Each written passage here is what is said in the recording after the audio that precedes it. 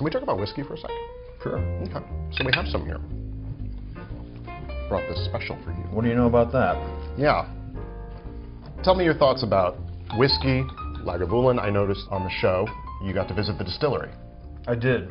Somebody gave me Lagavulin, a friend of mine, when I was in my 20s, and it was the first really good Scotch single malt that I had ever tried, and I've never been able to find one that has surpassed it in my taste.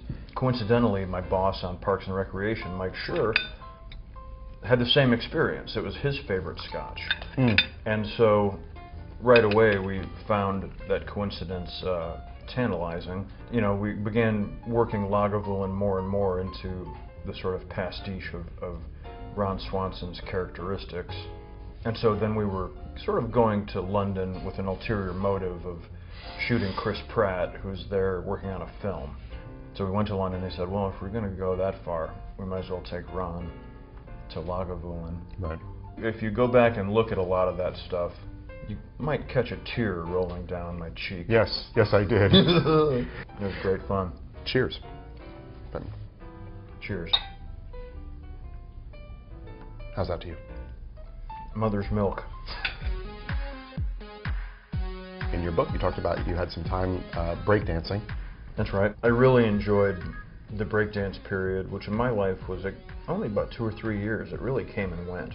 It really took off when I was in 8th grade. That's the first school dance that I remember people busting out moves. And it was funny because it was sort of a coming out where everyone had been at home doing it in their basements. And you were like, oh, Mike North, you can pop and lock. You are not bad, bro. Let's start a crew. Check this out, yeah.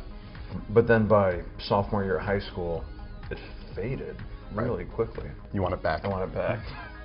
Parachute pants are They were the best. Yeah. I had a pair of silver ones. On the virtues of being handy. Tell me a little more about that. I think the human condition is one of comfort, you know. We'll always take the easier choice. Modern industry figured out how to appeal to that side of our natures and say, well, sure, you could grow a garden, but that's a heck of a lot of work. And you know what you're doing it in? Dirt.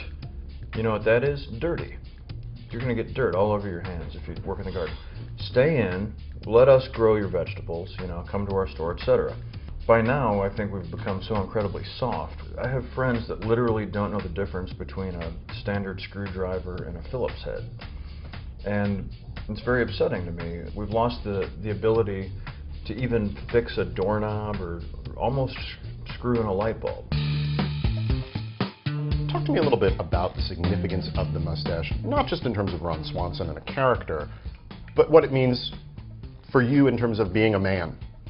Well,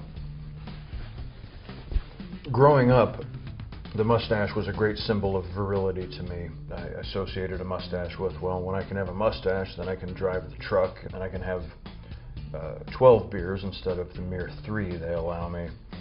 So then when I became an actor and I was able to grow a full set of whiskers, I was thrilled that I was able to portray policemen and Irish thugs and what have you, you know, with the different variations and iterations of facial hair I could pop out.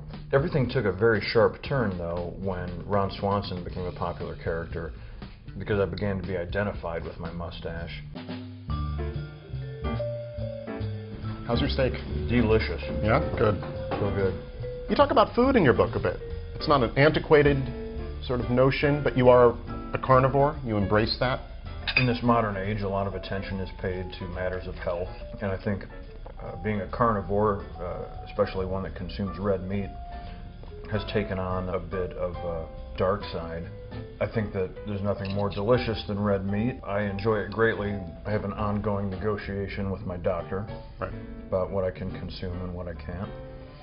And so far I'm still on my feet, and as long as I am, I intend to eat a huge juicy steak.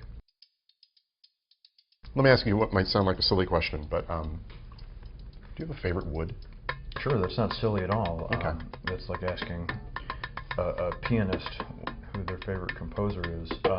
American white oak is, to me, the most noble of woods. It's the stoutest. It's incredibly dense. It's what the hulls of old wooden ships were built of. So, if I could only have one wood in my shop, it would be oak. Oak. Cheers. Cheers.